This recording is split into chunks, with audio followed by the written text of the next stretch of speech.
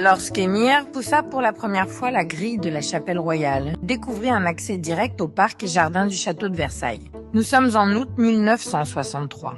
Émir, âgé de 12 ans, venait d'arriver tout droit de sa ville natale en Algérie pour s'installer avec sa famille à quelques pas du château, aux 10 rue du Peintre Lebrun. Ses yeux se posèrent sur les somptueux jardins, mais soudain, il fut saisi par une sensation étrange de déjà-vu. Ses pas devenaient lourds, son souffle se raccourcissait à mesure qu'il s'approchait des jardins du domaine royal.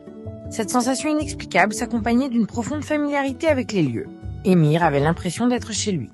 Les jardins semblaient lui sourire, et la chaleur estivale l'enveloppait tendrement, comme s'il venait de revivre une renaissance. Plus il avançait dans le parc du château, plus la légèreté de l'enfance prenait le pas sur son émotion initiale. Il se mit à courir, enlacer les arbres séculaires et à imaginer un jeu de cache-cache, quand tout à coup un kiosque se dévoila dans une clairière. Il s'arrêta net, frotta ses yeux, ébloui par les belles décorations du kiosque et les magnifiques robes des dames présentes.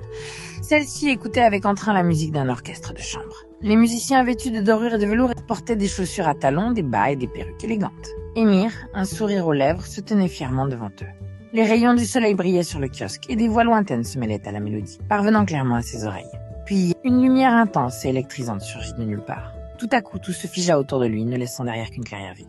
Émir se mit à se frotter les yeux une fois de plus, espérant raviver cette scène extraordinaire à laquelle il venait d'assister.